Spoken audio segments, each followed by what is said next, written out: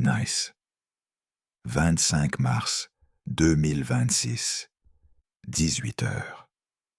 Un voisin appelle les pompiers.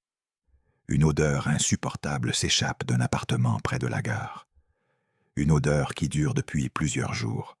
Mais dans ce quartier, personne n'ose se mêler des affaires des autres. Les pompiers forcent la fenêtre. Ils la trouvent allongée, morte. Son petit chien, Titi, son seul compagnon fidèle, est mort à ses côtés. Elle avait 48 ans. Son corps était là depuis 12 jours. 12 jours de silence absolu. 12 jours où personne n'a sonné. Elle s'appelait Loana.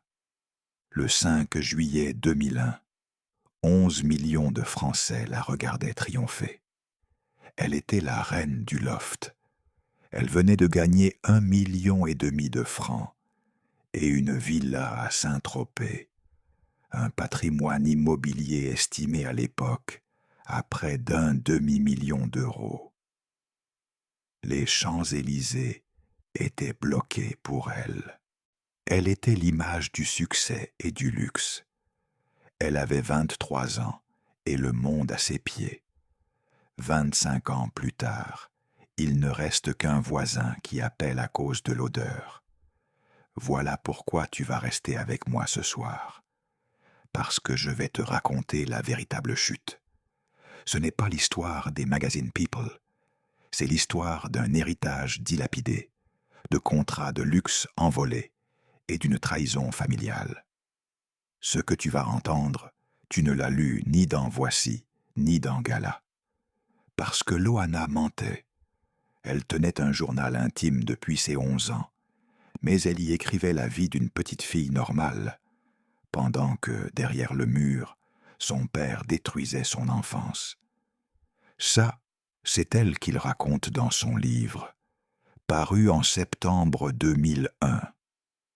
Il s'appelle « Elle m'appelait Miette ». Il s'est vendu à plus de 100 000 exemplaires. Et personne, à l'époque, n'a vu que ce titre était déjà un enterrement. Retiens ce détail du journal. Il explique tout ce que tu vas entendre maintenant. Je vais te raconter 4 choses ce soir.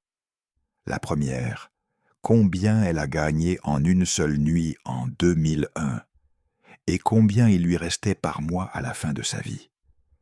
Tu vas être sidéré. La deuxième, qui était vraiment dans la piscine avec elle et ce qu'il a avoué 22 ans plus tard. Personne n'en parle. La troisième, pourquoi sa propre fille a coupé tout contact avec elle et comment Loana est devenue grand-mère en l'apprenant dans la presse. Et la quatrième, qui payait son loyer, son électricité et son téléphone pendant les 10 dernières années de sa vie. Ce n'est pas qui tu crois. Et au milieu de tout ça, il y a une question. Une seule. Qu'est-ce qui a vraiment tué Loana? L'alcool ou la drogue? Les hommes qui l'ont frappée? Ou le regard que la France a posé sur elle pendant 25 ans? Je te donnerai ma réponse à la fin. Elle va te surprendre. Tu as peut-être regardé Loft Story en 2001. 11 millions de personnes l'ont fait. Tu te souviens sans doute du visage blond, du sourire, de la piscine. C'est ce que tout le monde retient. Mais personne ne t'a raconté ce qu'il y avait dans sa tête pendant qu'elle souriait aux caméras. Personne ne t'a raconté comment on a transformé une femme en personnage, puis comment on a jeté le personnage quand il ne faisait plus rire. C'est ça que tu vas entendre ce soir. Dans la minute qui vient, tu vas apprendre qui lui a donné son surnom.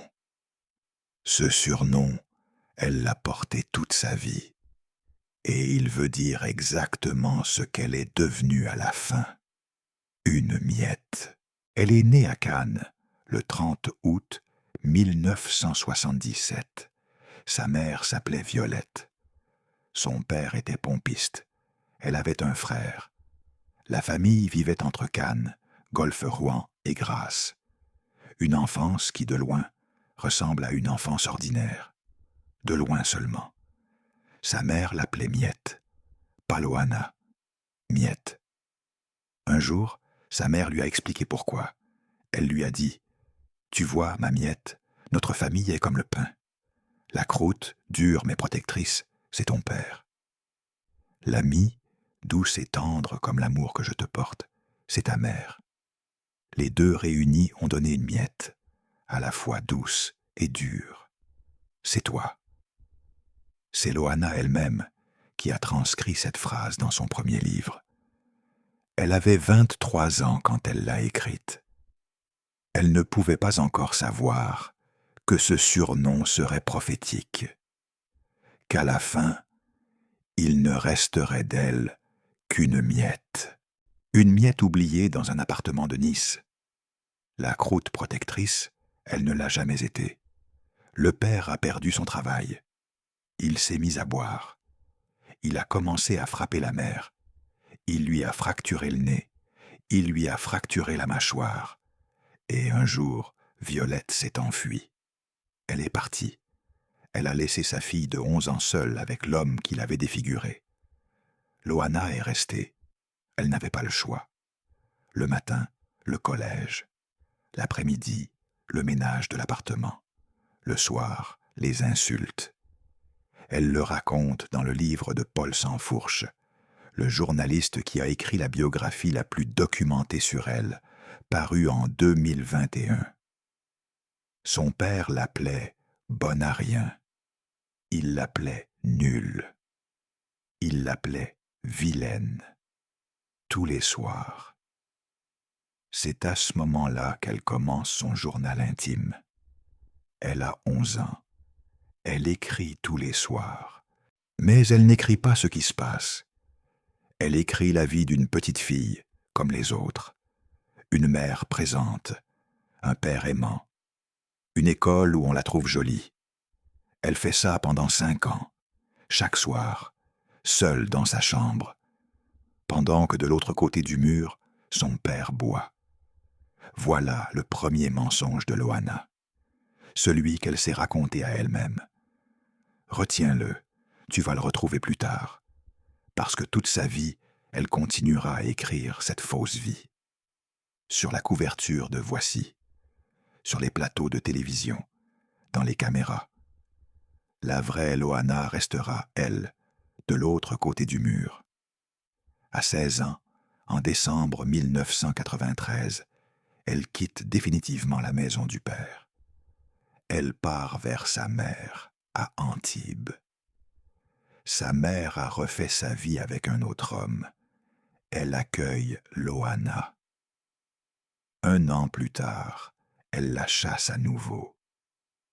La raison exacte reste floue. Ah, ce qu'on sait, c'est que Loana a 17 ans, qu'elle n'a plus de parents, plus de maison, plus de repères. Rien. Voilà ce qu'aucune biographie grand public ne raconte. À 17 ans, Loana Petrucciani n'avait strictement personne. Pas un adulte sur qui s'appuyer, pas une main tendue, rien. Elle a commencé à travailler dans les boîtes de nuit de la Côte d'Azur. Elle dansait. Elle dansait sur des tables, en bikini ou en tenue très légère. Le mot exact, c'est gogo-danseuse. Elle a fait ça plusieurs années. Cannes, Rouen-les-Pins, Antibes. La nuit, elle dansait. Le jour, elle dormait seule. Personne ne vérifiait qu'elle mangeait. Retiens ce détail.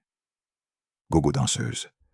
Parce que ce métier-là, plus tard, la presse à scandale le ressortira contre elle. Pour la réduire, pour la disqualifier, comme si elle avait eu le choix. Pendant ces années-là, où elle découvre autre chose, elle découvre les animaux. Parce que personne d'humain ne tient autour d'elle, elle se met à sauver des chiens, des chats. Plus tard, elle parlera de son arche de Noé.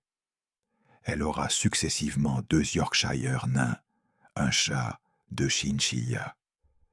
C'est un détail que personne ne relève dans les biographies, mais il est central. À chaque fois qu'un être humain la lâchait, un animal restait. À chaque fois qu'elle sortait de l'hôpital, un chien attendait. À chaque fois qu'elle rentrait dans un appartement vide, quelque chose respirait. Ça paraît anodin. Ça ne l'est pas. Ça explique pourquoi, à 48 ans, dans un appartement de Nice, on la retrouvera à côté d'un petit chien nommé Titi. Garde ça en tête, nous y retournerons. En 1996, à 19 ans, elle tente de se suicider. Une première fois, et puis une deuxième. La même année. Elle le raconte dans son livre. Personne, à l'époque, ne le sait. Un an plus tard, en 1997, elle tombe enceinte. Elle ne s'en rend compte qu'au bout de 4 mois. Trop tard pour avorter en France. Elle prend un train pour Madrid. L'avortement est encore possible en Espagne à ce stade.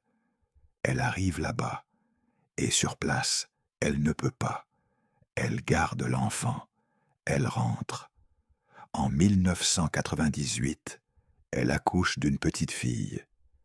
Elle l'appelle Mindy, parce que ça sonne américain, parce que dans sa tête, elle veut que sa fille échappe au prénom Loana. Elle veut que sa fille ait une vie normale, elle. Et puis, quelques mois après la naissance, elle fait quelque chose que la France ne lui pardonnera jamais. Elle confie Mindy à l'aide sociale, à l'enfance. La DDASS. Mindy part en famille d'accueil à 1 an. Ensuite, Anne le père biologique obtient la garde exclusive. Loana ne verra plus sa fille que rarement. Note ce geste-là. Retiens-le. Je te dirai plus tard pourquoi il est au cœur de toute l'histoire. Le même mois, elle revoit son père pour la dernière fois. Elle vient d'accoucher. Il se penche sur le bébé. Il lui fait un bisou sur le front. Il se redresse et il dit à sa fille « T'as fait la plus grosse bêtise de ta vie ». Ce sont les derniers mots qu'il lui a adressés. Elle ne l'a plus jamais revu vivant. Voilà de quoi est faite la vie de Loana Petrucciani avant que la France ne la connaisse. Pas de diplôme, pas de famille, pas d'argent. Une fille qu'elle a abandonnée. 2 tentatives de suicide. Un journal intime rempli de mensonges. Et une danse chaque nuit sur des tables, dans des boîtes où des hommes la regardaient comme on regarde un objet. C'est cette fille-là qu'un journaliste va repérer en 2001. Il s'appelait Benoît Chéniaud. Il travaillait pour M6. La chaîne préparait une émission nouvelle. Un format Les venu pompiers de forcent la Hollande, fenêtre. du groupe Endemol. Les pompiers forcent la fenêtre. On allait enfermer une dizaine d'inconnus dans une maison pendant 10 semaines, 24 heures sur 24, avec des caméras partout. Le public voterait chaque semaine pour éliminer quelqu'un. L'émission s'appelait Loft Story. Chéniaud repère Loana. Il appelle la rédactrice en chef du casting, Angela Laurent. Il lui dit « C'est elle qui le raconte à Télé Loisirs en 2024. Je viens de trouver une fille. Je crois que, pour moi, elle est dans l'avion. » Dans le jargon, dans l'avion, ça veut dire retenu pour le programme. Laurent regarde le screen test. Elle se dit, elle aussi, elle a quelque chose. Ce quelque chose. Oh, aujourd'hui, avec tout ce qu'on sait, la réponse glace. Ce quelque chose, c'était une femme qui n'avait plus rien à perdre. Une femme qu'on pouvait filmer sans qu'elle s'en protège. Parce que personne, dans sa vie, ne lui avait appris à se protéger. Ce que je viens de te dire, tu ne le trouveras dans aucune biographie courte. La plupart des gens commencent l'histoire de Loana en avril 2001, dans le loft. Moi, je la commence en 1988.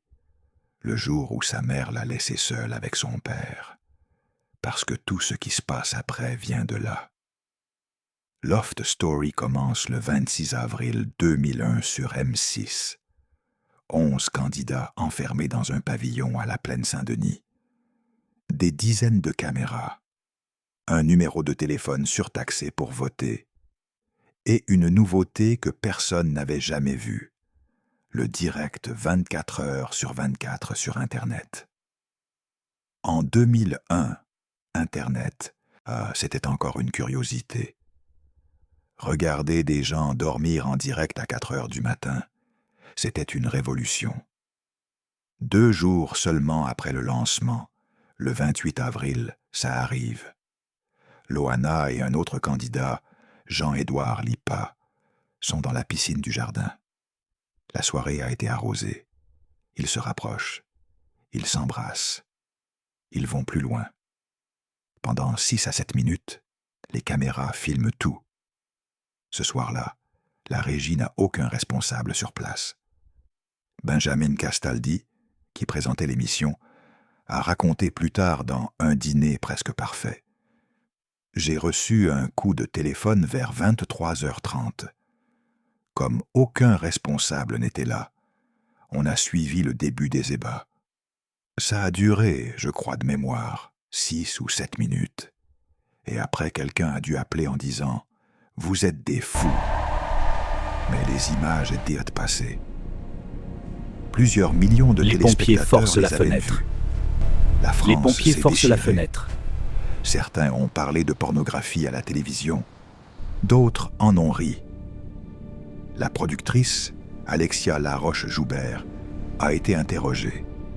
Et elle a répondu aux Parisiens par une phrase que, 25 ans plus tard, il est impossible de relire sans frisson.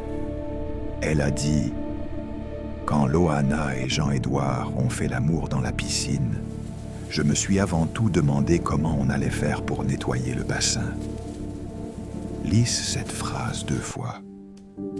Une femme de 23 ans vient d'être filmée, à son insu des conséquences, en train de faire l'amour devant plusieurs millions de téléspectateurs.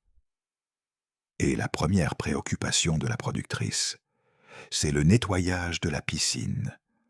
Retiens cette phrase et retiens ce nom, Alexia Laroche-Joubert.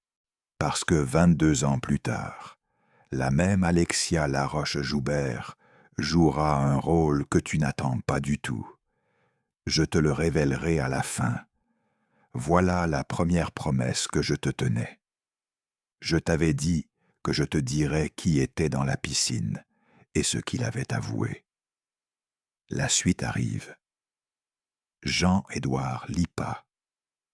C'est le candidat avec qui elle est dans l'eau ce soir-là.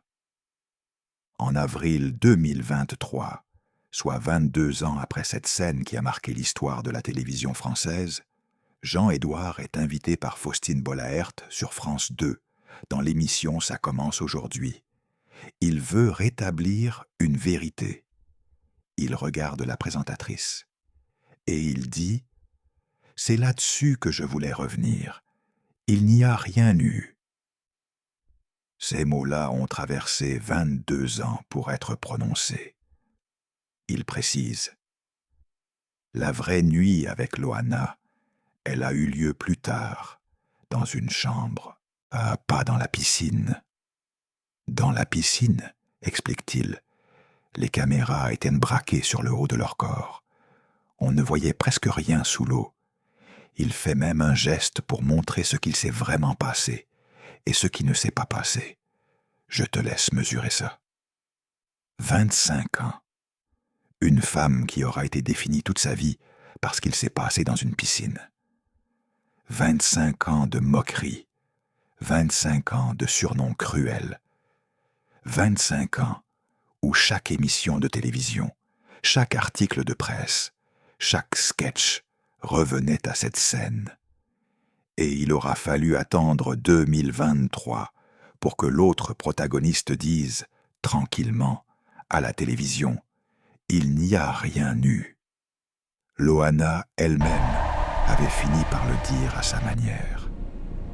Dans une de ses dernières Les pompiers interviews, forcent la fenêtre. où elle confiait Les pompiers « forcent Si la tout le monde fenêtre. savait qu'entendre rabâcher l'épisode de la piscine m'épuise. Personne n'écoutait. C'est ici que ça bascule.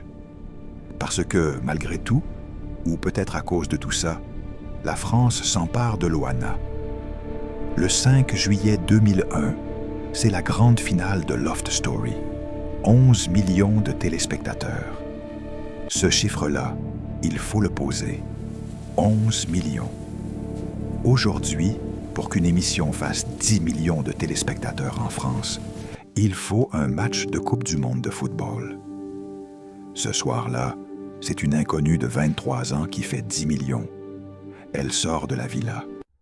Les Champs-Élysées sont bloqués. Elle défile en voiture décapotable. Les gens hurlent son nom. Elle gagne. Son lot, c'est 1,5 million de francs.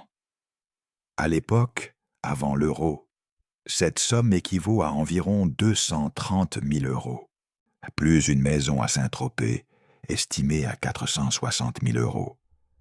En tout, presque 700 000 € en une nuit. Pour une femme qui, 6 mois plus tôt, dansait sur des tables pour survivre. Voilà la première promesse tenue. Combien elle a gagné en une nuit? Presque 700 000 €. Retiens ce chiffre. Parce que je vais te dire ce qu'il en restait à la fin.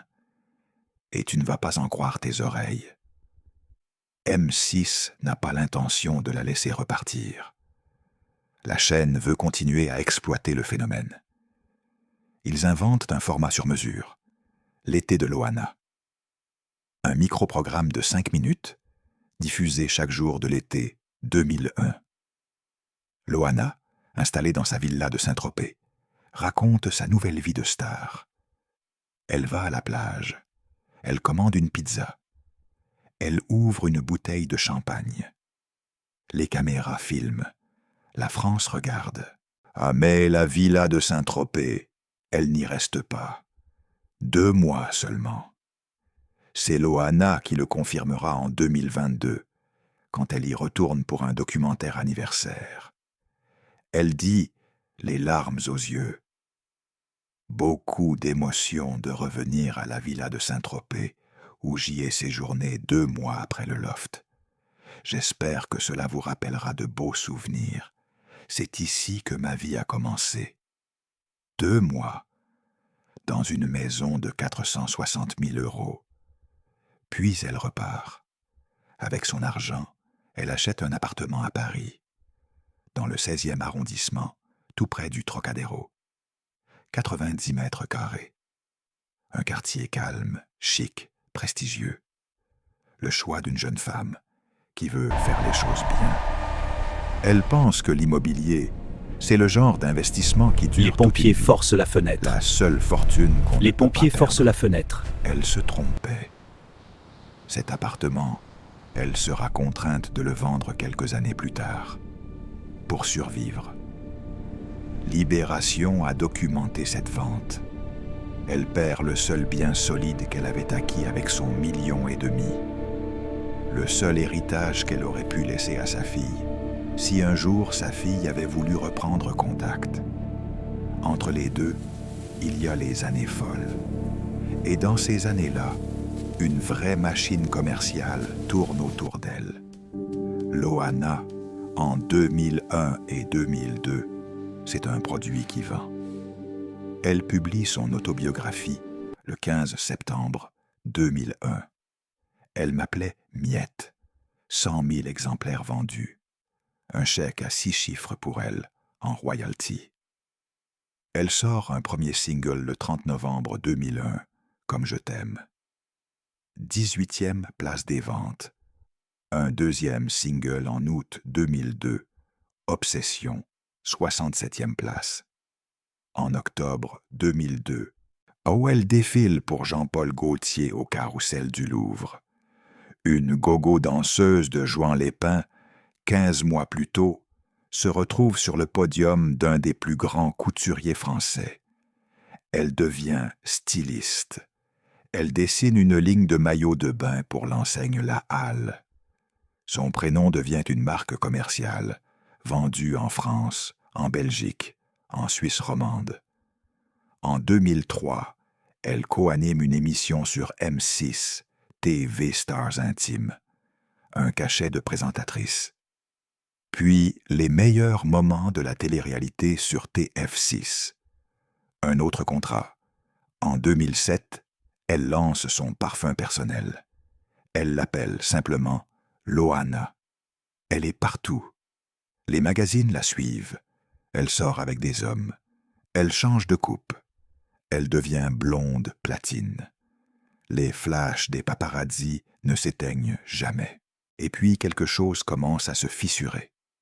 Doucement. Personne ne le remarque au début. En 2006, elle part en Amazonie tournée. « Je suis une célébrité, sortez-moi de là !» sur TF1. Elle finit 3e, derrière Philippe Nikolic et Richard Virenque. Elle revient amaigrie, fatiguée. L'été 2006, elle tourne le pilote d'une série, Saint-Tropez non-stop. Aucune chaîne ne l'achète. C'est le premier signal. En 2007, elle lance un parfum qui porte son nom. Et, en septembre de la même année, TF6 la retire de son émission en cours de tournage. Officiellement, pour des raisons d'état physique et psychologique. Officieusement, elle craque. Elle ne va pas bien. Les pompiers forcent la fenêtre. Rythme. Les pompiers forcent la fenêtre. Elle est passée de gagnante adulée à candidate retirée d'antenne pour sa santé. 6 ans. Le temps pour le pays de losers jusqu'à la corde. Voilà ce qu'on appelle, dans la presse, une descente aux enfers.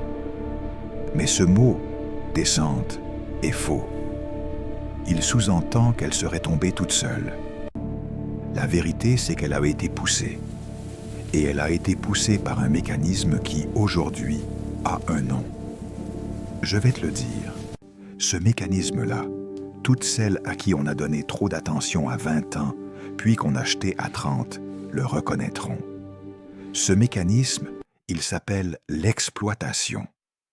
Maintenant, arrêtons-nous, parce que ce qui vient est le plus dur de toute son histoire. Et je veux que tu le comprennes bien. Le 4 février 2009, à Paris, une amie trouve Loana semi-consciente dans sa baignoire. Elle est habillée. Elle ne bouge plus. La porte de l'appartement est entr'ouverte. L'amie appelle les secours. Loana est transportée à l'hôpital Percy de Clamart. Fracture du nez. Hématome sous les yeux. Griffure sur le corps. Trace d'une forte empoignade. Elle dit, dans un premier temps, qu'elle a été agressée par 2 hommes venus régler un différend avec elle. 6 jours plus tard, elle est auditionnée. Elle ne confirme plus rien. Elle dit ne plus se souvenir. Elle évoque seulement une dispute récente avec son petit ami de l'époque. Son avocat publie un communiqué pour préciser qu'elle n'était ni sous l'emprise de stupéfiants, ni victime d'une violence sexuelle. Elle reste 15 jours à l'hôpital. Quand elle sort, son ancien camarade de loft, Stevie Boulet, passe chez Coé. Il dit, à la télévision, que Loana ne s'entoure que de losers, de gens bizarres, de camés. Il ajoute qu'elle a pris pour manager un homme qu'elle a elle-même accusé dans son livre de l'avoir frappée.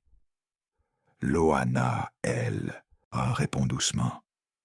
Je suis assez solitaire. Ma mère, mon ami qui m'a trouvé, mes 2 Yorkshire nains, mon chat et mes 2 chinchillas. C'est mon entourage. Lisse ce qu'elle vient de dire.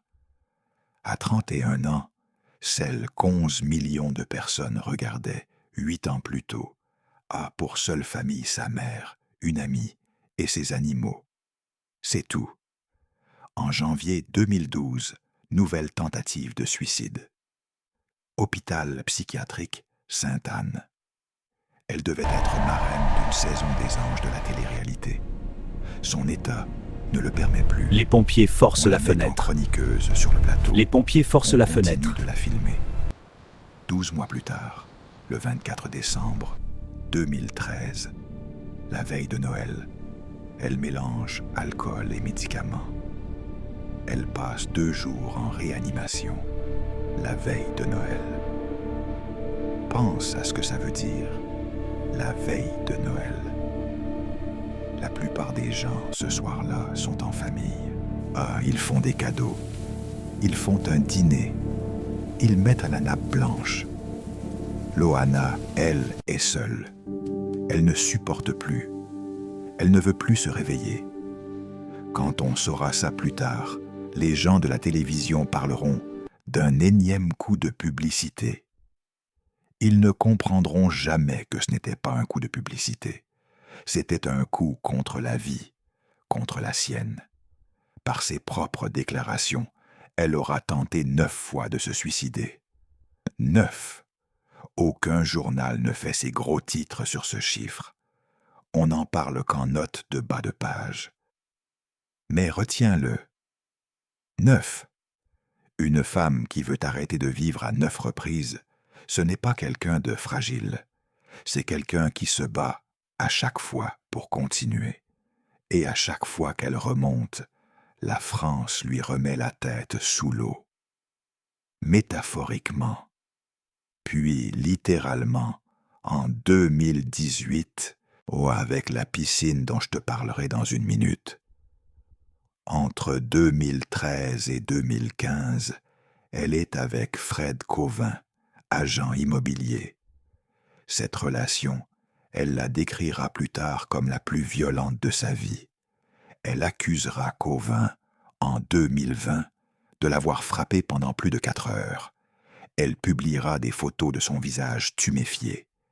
Elle ira témoigner dans TPMP chez Cyril Hanouna. Elle racontera en larmes, devant des millions de téléspectateurs, que son ancien compagnon l'a roué de coups sans s'arrêter. Et pendant qu'elle raconte tout ça, la France regarde. Mais elle regarde comment? Avec compassion? Non, avec un sourire gêné.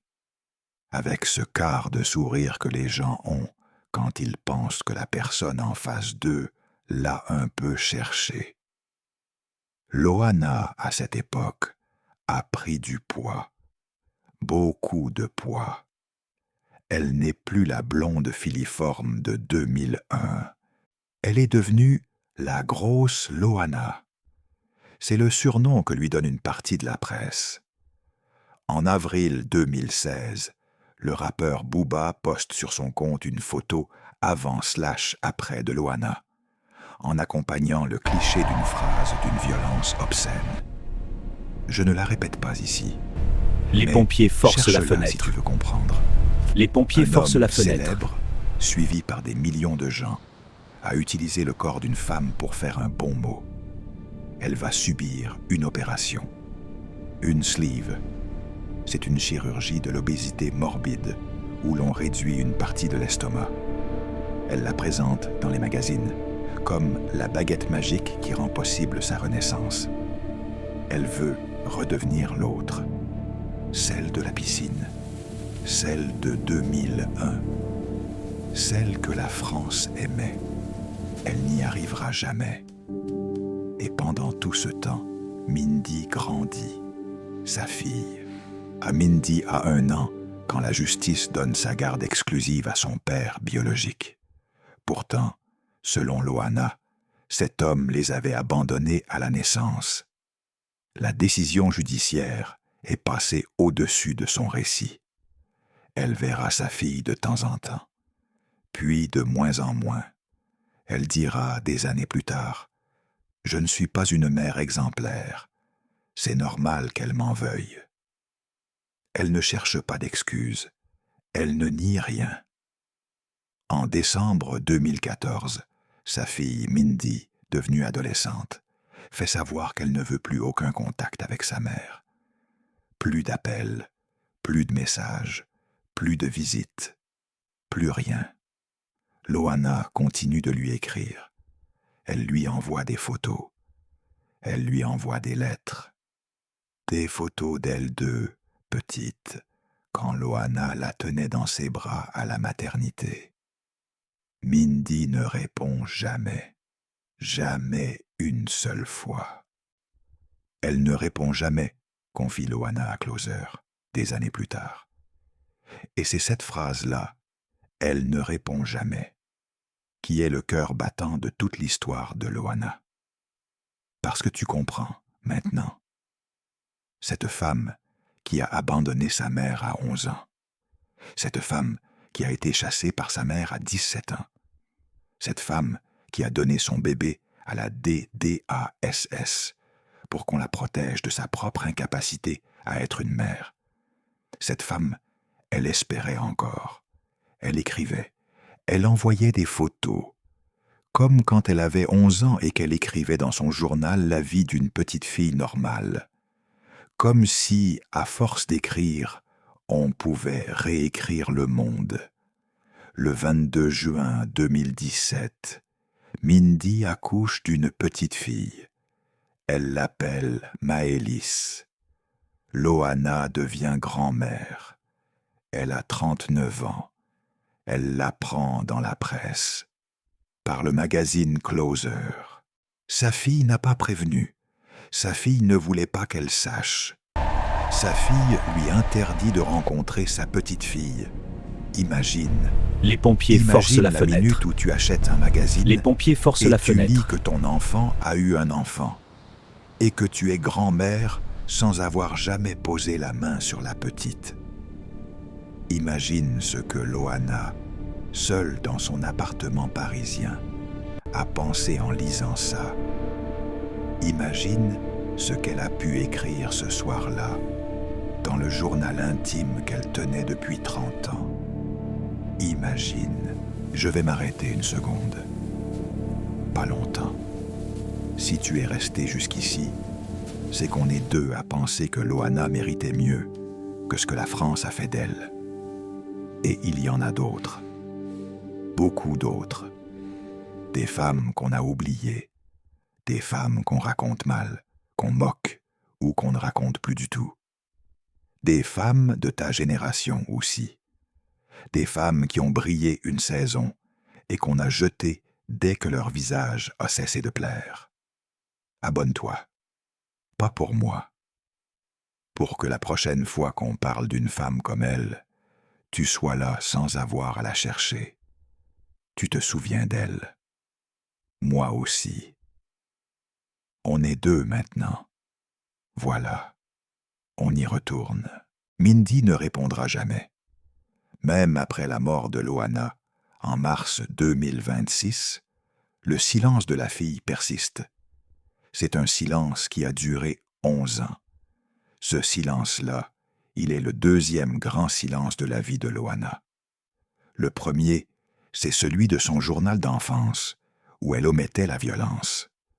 Le deuxième, c'est celui de sa fille, qui ne répondait jamais. Le troisième, tu l'entendras à la fin. Et il dure 12 jours. Il faut maintenant te parler de la dernière décennie. Celle qu'on a appelée, dans la presse, la descente. Mais moi, je refuse ce mot. Ce n'est pas une descente. C'est une chute organisée. Et on va voir par qui. Commence par l'argent. Si on additionne tout ce que Loana a touché entre 2001 et 2007, les gains du loft, les royalties du livre, les cachets radio, les contrats de disques, le défilé Gaultier, la ligne La Halle, à l'appartement du 16e, le parfum, les émissions sur M6 et TF6, les couvertures de magazines, les apparitions rémunérées. On parle, d'après les professionnels du secteur People, de plusieurs millions d'euros de revenus cumulés. Pas 1 million. Plusieurs. Ce qui veut dire, concrètement, une femme de 30 ans qui pourrait, si elle était entourée correctement, ne plus jamais travailler de sa vie. Une femme qui pourrait vivre, aujourd'hui, de ses intérêts. Les Dans pompiers le calme, forcent la fenêtre. Elle ne sera pas entourée Les pompiers forcent la correctement. fenêtre. C'est ici que tout se joue. Une fille qui n'a jamais eu de famille stable, jamais appris la gestion, jamais vu sa mère gérer un livret A, se retrouve à 30 ans avec un patrimoine que des hommes d'affaires négocient pour elle. Les contrats mal négociés, les investissements hasardeux, à les conseillers qui prennent des commissions sans déclarer l'ensemble, les managers qu'elle-même, dans son livre, accuse de l'avoir frappée. Ce n'est pas Loana qui a dépensé sa fortune. Ce sont les fissures dans le mur de la vie qu'on ne lui avait pas construit. Reviens une seconde sur Fred Cauvin. 4 heures. 4 heures qu'un homme a frappé une femme sans s'arrêter. Pas 4 minutes, pas une gifle, 4 heures. Et quand Loana est sortie de cette nuit-là, elle n'a même pas eu la paix d'en finir avec cet homme. Parce que même après leur séparation en 2015, les procédures continuent. Les différends reviennent. Elle garde même un temps des liens avec les enfants qu'il avait eus d'une autre union. Parce que c'est Loana. Elle n'arrive pas à couper, même quand il faut couper. Elle reproduit sans le vouloir. Ah, ce que son père a fait à sa mère, ce que sa mère a fait en s'enfuyant, l'incapacité à poser les limites qu'on ne lui a jamais apprises. C'est ça, le vrai héritage des parents. Pas l'argent, les limites. Comprends bien ce qui se joue à ce moment-là. Booba, en 2016, n'a pas inventé ce regard de la France sur Loana. Il l'a juste formulé à voix haute. Le pays pensait déjà comme ça, tout bas.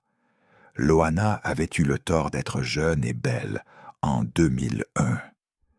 Elle avait maintenant le tort d'être plus âgée et ronde en 2016. Dans les deux cas, on la punissait d'être un corps de femme. Rien n'avait changé. Sauf qu'elle, elle avait vieilli. Et le regard, lui, ne vieillit jamais. Le regard exige toujours d'avoir 23 ans. Et quand tu ne peux plus répondre à cette exigence, le regard te le fait payer. Cher. Dans les années 2010, Loana donne des interviews. Ah, partout? TPMP. Non-Stop People. Voici. Elle fait la couverture de Elle en mars 2018, amincie après sa sleeve. Elle promeut son deuxième livre, Si dure est la nuit, si tendre est la vie, publié chez Plomb en 2018. Elle repart tourner. À la fin mars 2018, elle rejoint Les pompiers la saison forcent 4 la de fenêtre. la Villa des Cœurs Brisés. Les pompiers sur forcent la TFX. fenêtre. Le tournage a lieu à Punta Cana, en République dominicaine. Et là, il se passe une chose que Constance Villanova, journaliste à Télérama, a parfaitement décrite. Sur le plateau, il y a une love coach. Cette coach imagine un exercice symbolique. Elle demande à Loana, 40 ans pile, de s'immerger dans la piscine de la villa pour un bain de renaissance. Le but, se laver de son personnage de Loana. Se débarrasser de la fille de la piscine de 2001. Lise bien. On demande à Loana, 17 ans après la scène qui a détruit sa vie, de retourner dans une piscine pour y renaître. On rejoue exactement le traumatisme initial. Et elle accepte, parce qu'elle n'a plus rien à refuser. Voilà la deuxième apparition de la piscine dans sa vie. Et voilà la troisième. La première, 2001, c'était la gloire. La deuxième, 2001 aussi, c'était le luxe de Saint-Tropez. La troisième, 2018, c'est l'humiliation. Je veux que tu retiennes cette image.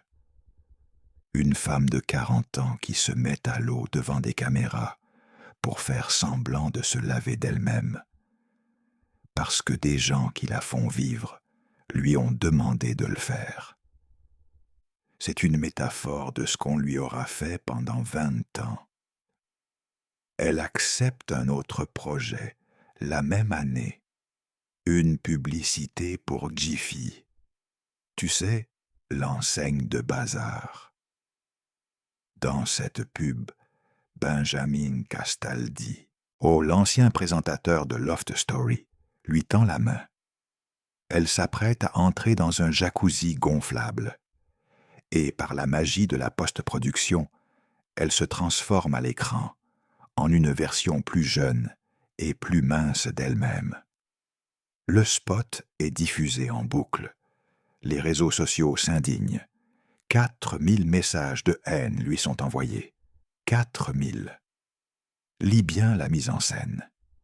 Benjamin Castaldi, l'homme qui avait été le visage de Loft Story en 2001, qui l'avait vu entrer dans la villa jeune et belle, qui avait suivi en direct ses ébats dans la piscine ce soir d'avril, est convoqué 25 ans plus tard pour faire la promotion d'un jacuzzi gonflable à 90 €, en utilisant le corps de Loana comme argument publicitaire.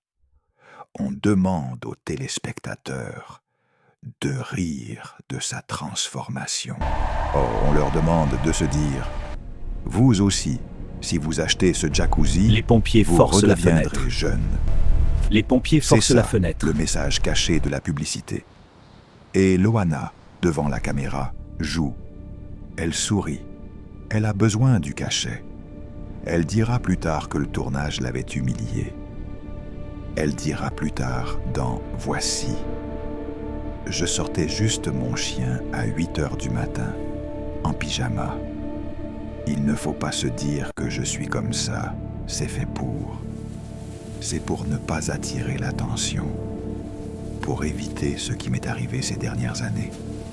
Oui, je me suis faite moche, parce que lorsque je sors, je n'ai pas envie qu'on m'agresse. Donc, je mets un sac minable, des Crocs. Je ne me coiffe pas. Je m'en fiche. Pense à ça.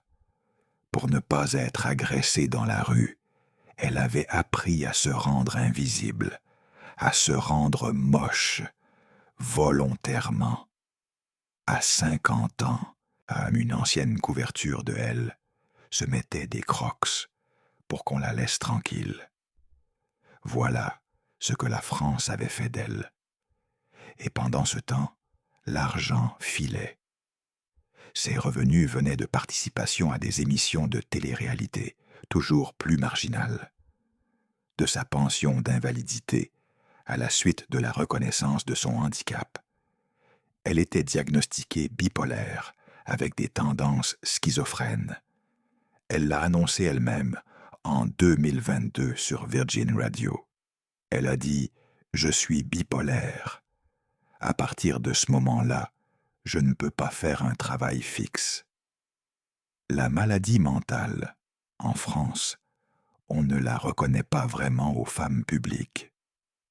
Quand Loana disait dans les années 2010 qu'elle n'allait pas bien, on disait qu'elle faisait son cinéma. Quand elle allait sur un plateau, on riait d'elle. On la faisait danser. On commentait son poids. On l'interrogeait sur son corps. Et pendant tout ce temps, elle prenait des médicaments lourds. Parfois, elle arrêtait. Elle l'a avoué. Je n'ai pas pris mes médicaments. Je me rends compte maintenant que c'est très utile. Donc, je suis réellement malade et je suis considérée comme handicapée. Elle prenait des substances stimulantes dès 10 heures du matin. Elle l'a confié à Femme Actuelle en nommant précisément la cocaïne. Elle buvait, dans certaines périodes, jusqu'à une bouteille de whisky par jour. Elle l'a confié à Gala. La dépendance, expliquait-elle, c'était ce qui faisait tenir debout. Avec les antidépresseurs, avec les produits qu'on ne nomme pas à l'écran, avec l'alcool. Tout ça pour tenir. Les pompiers forcent la Tenir fenêtre. jusqu'au prochain plateau. Les pompiers forcent la Tenir fenêtre. jusqu'au prochain cachet. Il faut que tu saches une chose. Ah, la dépendance pour les médecins, c'est une perte de contrôle du cerveau. Le président de la Société française d'alcoolologie, Michel Lejoyeux, l'a rappelé au moment de la mort de Loana. Il a dit une chose simple. Il a dit « Vous allez avoir un bon verre de vin sur la table. Vous allez le boire tranquillement. » Quand on a une dépendance, il se passe un emballement dans le cerveau qui fait que, quand un verre est servi, on va devoir finir la bouteille. Ce n'est pas une question de volonté, c'est une question de chimie. Loana n'a pas bu par plaisir, elle a bu pour éteindre quelque chose. Et à la fin, le feu qu'elle essayait d'éteindre, c'était elle-même. Parce que pendant ce temps, elle n'avait plus de vrais amis. Elle n'avait plus de vraie famille. Elle vivait ces dernières années avec sa mère Violette, qui avait fini par la reprendre, et avec son chien, un petit chien nommé Titi. Voilà qui était dans sa vie à la fin. Sa mère, qu'elle avait perdue à 11 ans et retrouvée à 45, et un chien. Je t'avais promis de te dire combien il lui restait à la fin. Voilà la réponse. Environ 1 500 € par mois, allocation handicapée comprise. Tu m'as bien entendu. 1 500 € pour une femme qui avait gagné, en une nuit, l'équivalent de près de 700 000 €. Fais le calcul. 700 000 € en 2001. 1 500 € par mois en 2025. Si elle avait simplement placé son argent de façon élémentaire, elle aurait vécu de ses intérêts tout le reste de sa vie. Elle n'a pas su. Personne ne lui a appris. Et surtout, personne, dans cet entourage qui ne cherchait qu'à la filmer, n'a pris le temps de lui apprendre. Et mais même avec ses 1 500 €, elle tenait. Elle le disait. « Je gère ». Comment tenait-elle? C'est ici qu'arrive la 4e promesse. Je t'avais dit que je te dirais qui payait son loyer, son électricité et son téléphone dans les dernières années. Je te le dirai tout à l'heure, parce que ce que je vais te dire maintenant, il faut que tu l'entendes d'abord. Le 5 février 2024, Loana est invitée sur le plateau de TPMP, chez Cyril Hanouna. Elle est assise.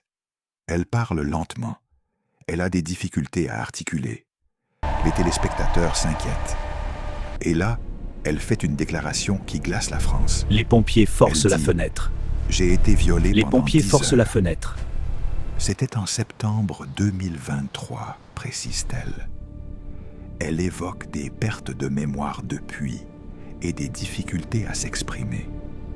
Son corps et son cerveau, encore, portent les traces. On lisse cette phrase. Une femme déjà brisée dit, en direct à la télévision, qu'elle a été violée pendant 10 heures 6 mois plus tôt. Et le lendemain, les articles parlent de sa tenue ou de son élocution. Pas de son viol, pas des 10 heures, de sa tenue. Voilà comment la France parlait de Loana dans ces dernières années. Voilà le regard.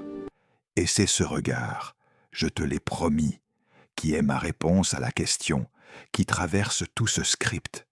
Qu'est-ce qui a tué Loana? Ce n'est pas la dépendance. La dépendance était une conséquence. Ce n'est pas l'alcool. L'alcool était une conséquence. Ce ne sont pas même les hommes qui l'ont frappé, aussi abominables qu'ils aient été. Ce qui a tué Loana, c'est le regard. Le regard de la France. Le regard qui s'est posé sur une femme de 23 ans, un soir d'avril 2001, et qui ne s'est plus jamais détourné. Un regard qui exigeait qu'elle continue à être Loana. Toujours Loana, celle de la piscine, même à 40, même à 45, même quand elle n'en pouvait plus, même quand elle voulait seulement sortir son chien en pyjama sans qu'on la filme. Un regard qui, toute sa vie, lui aura refusé d'être Loana Petrucciani, la fille de Violette, la mère de Mindy, la femme sensible que décrivait Alexia Laroche-Joubert dans son hommage posthume. C'était une femme très intelligente et très sensible. Ça, c'est ma lecture à moi. Peut-être que la tienne est différente. Peut-être que toi, tu penses que c'est d'abord la famille. Peut-être que tu penses que c'est elle-même. Peut-être que tu penses que c'est les hommes qu'elle a choisis. Chacune lit cette histoire avec ce qu'elle a vécu, elle. Et je n'ai pas la prétention d'avoir raison contre toi. Ce que je crois, moi, c'est qu'on n'a jamais rendu à Loana la seule chose qu'elle demandait depuis ses 11 ans, le droit d'être banale. Arrivons maintenant à la fin. Les dernières années, Loana quitte Paris. Elle vend l'appartement du 16e. Elle revient dans le sud, là où elle est née, à Nice. Un appartement près de la gare lui est offert par une amie, le temps d'écrire des chroniques pour la série culte qui se prépare sur Prime Video. Cette série, diffusée en 2024, raconte les pompiers coulisses forcent de la Love fenêtre. Story. Le Les personnage pompiers de forcent la Loana fenêtre. y est joué par Marie Colomb. Loana la regarde et confie à Voici. « Je la déteste, c'est mon double. » Elle a pleuré devant plusieurs scènes. Elle dira aussi dans cette même interview « Je n'aurais pas dû faire la piscine. » Cette phrase, ouais, elle est l'épitaphe d'une vie. 23 ans après la scène, la femme de 47 ans qu'elle est devenue regarde la jeune fille de 23 ans qu'elle a été et elle lui dit « Tu n'aurais pas dû, si tu savais ce qui t'attend, si tu savais ce que cette eau-là allait te coûter. » Elle vit modestement, elle vit avec sa mère. Elle sort son chien Titi tous les matins, vers 8 heures. Les passants la filment parfois, dans les rues de Nice, sans prévenir. Elle marche en pyjama, avec des crocs, sans se coiffer. Les vidéos circulent sur les réseaux sociaux. Des commentaires cruels, on dirait une SDF. C'est triste d'en arriver là. Elle répond dans « Voici ». Elle explique qu'elle s'habille comme ça exprès, pour qu'on l'oublie, pour qu'on la laisse tranquille. Ce détail, garde-le, parce que c'est ici que tout se retourne. Pendant toute sa vie publique, on lui avait demandé d'être regardée. On lui avait payé son silence en caméra. À la fin, pour survivre, elle devait se rendre invisible, se déguiser en pauvresse, prendre des crocs et un sac en plastique. La femme qui avait été la plus regardée de France en 2001 devait, en 2024, se faire moche pour sortir son chien sans être attaquée. Tu ne peux pas inventer une telle tragédie. Tu ne peux que la constater. Un habitant de Vence qui la croisait parfois racontera plus tard à Nice Matin qu'il avait pris un café avec elle le 21 mars 2026. Autour d'elle, à Cagnes-sur-Mer, une coiffeuse où elle venait se faire couper les cheveux dira, la voix cassée. Je garde le souvenir de quelqu'un de très sympathique, qui avait un bon fond. Ce sont ces voix-là, humbles, qui diront la vraie Loana. Oh, pas les chroniqueurs qui la moquaient, les gens du quartier. Entre-temps, une amie, Delphine, est à ses côtés. Et dans les tout derniers mois, une femme appelée Sophie partage son quotidien. Elles passent du temps ensemble. Sophie la verra peu avant la fin. Elle dira, quelques jours avant la mort de Loana, que son amie lui avait promis Je vais m'en sortir. Les pompiers forcent la Cette fenêtre. phrase-là, je vais Les m'en pompiers sortir. forcent la fenêtre. C'est la dernière phrase de la vie publique de Loana. Elle l'a dite. Elle y croyait peut-être. Eddie, un ancien candidat de Secret Story, avait essayé de lui venir en aide quelques années plus tôt. Il lui avait envoyé un message simple. « S'il te plaît, prends soin de toi. » Il est, lui aussi, dévasté par l'annonce de sa mort. Benjamin Castaldi, l'homme qui l'avait présenté à la France en 2001, et publiera un hommage quelques minutes seulement après l'annonce officielle du décès. Il savait. Il avait vu la descente se préparer depuis 25 ans. Lui aussi. La dernière personne à qui Loana a parlé régulièrement au téléphone, d'après ce qu'a raconté sa mère Violette à Paris Match, était Violette elle-même. Je lui parlais tous les jours jusqu'en décembre dernier. Puis, peu à peu, même Violette ne l'a plus eu au téléphone. La dernière fois qu'on s'est parlé, c'était il y a 1 mois environ.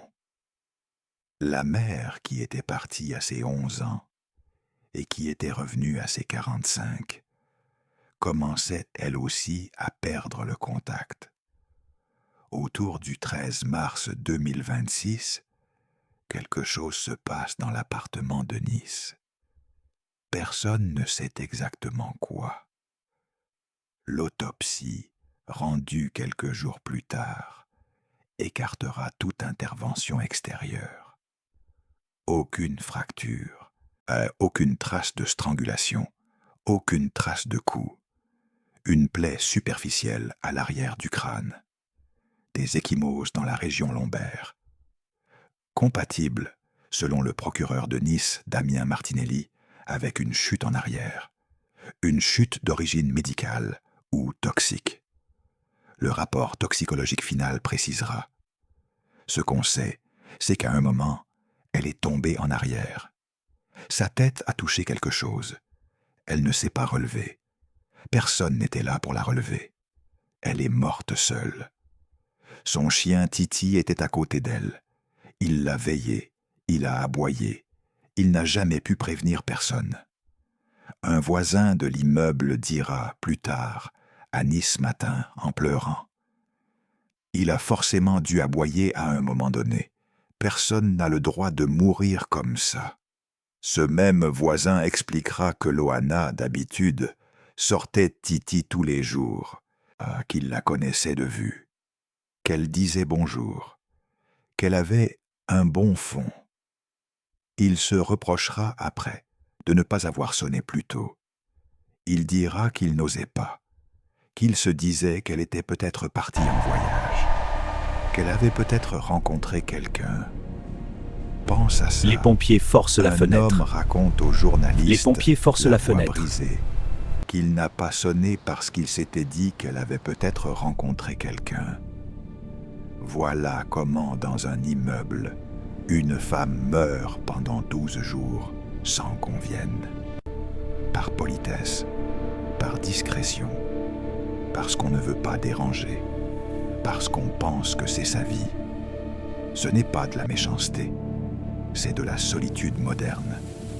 Cette solitude que toute notre génération connaît maintenant, et que Loana, à 48 ans, a subi jusqu'au bout.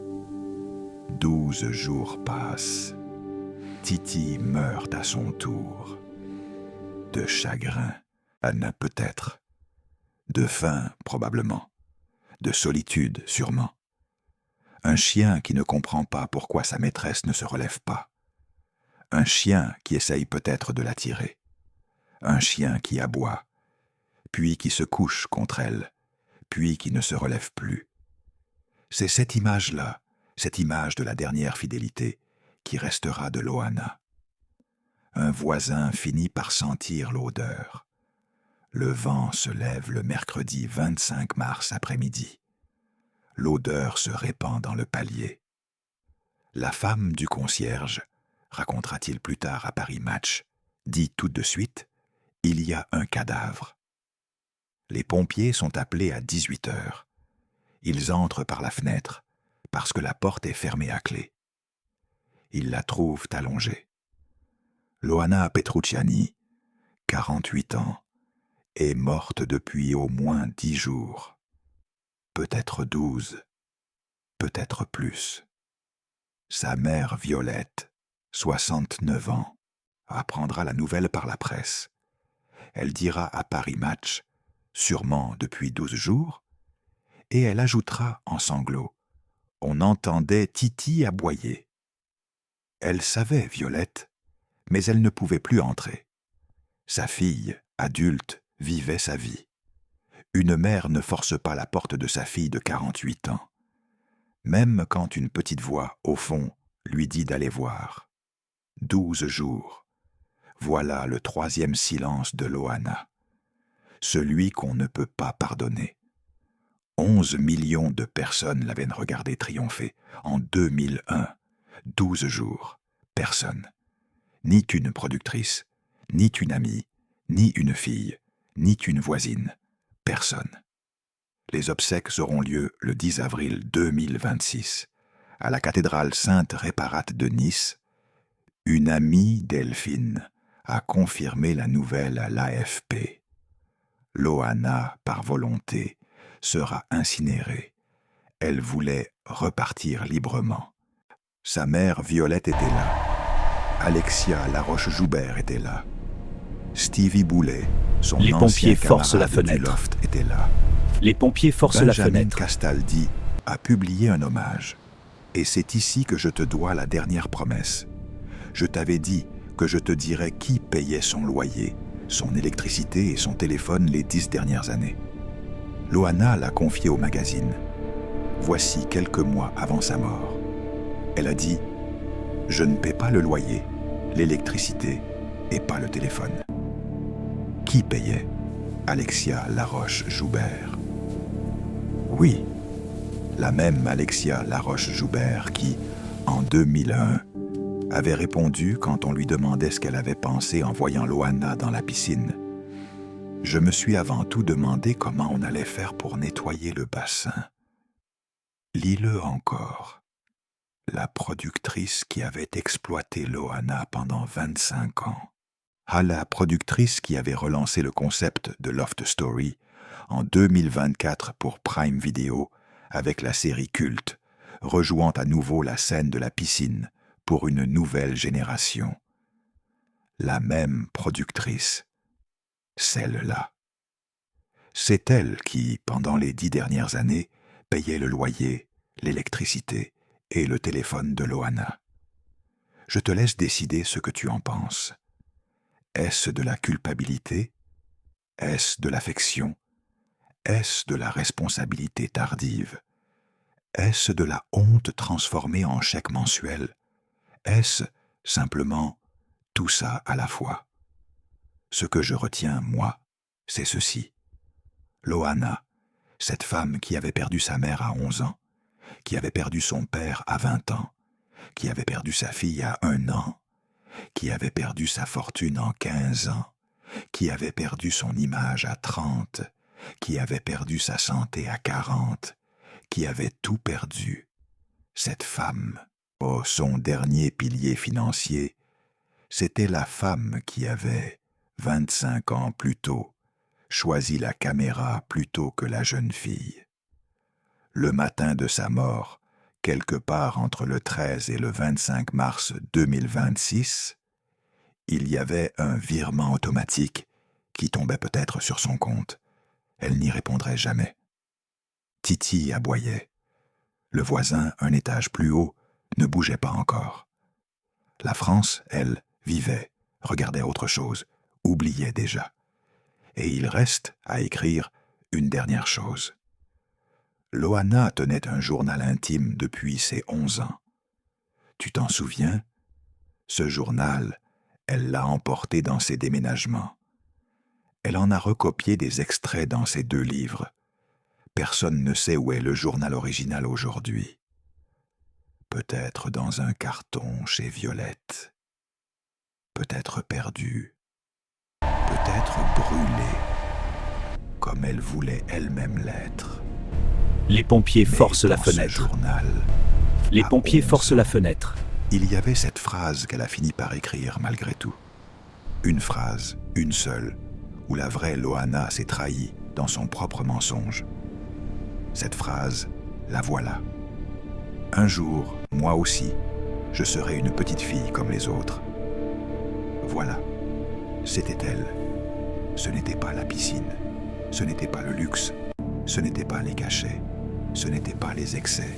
C'était ça, être une petite fille comme les autres, avoir une famille, avoir une mère, avoir une fille qui répond aux lettres, être oubliée dans le bon sens du terme, aimer sans être regardée. Elle n'y est jamais arrivée. Et elle est morte à 48 ans, regardée une dernière fois par son petit chien Titi, dans un appartement qu'elle n'avait pas payé, avec 1500 € par mois sur un compte qu'elle avait oublié de consulter, pendant que 12 jours passaient sans qu'aucun être humain ne sonne à sa porte. Ce que personne ne t'a jamais raconté sur Loana, c'est que cette femme, qui faisait 11 millions de téléspectateurs, un soir de juillet 2001, n'a jamais vraiment quitté la chambre de ses 11 ans. Elle y écrivait déjà la vie d'une autre, et elle y est restée toute sa vie.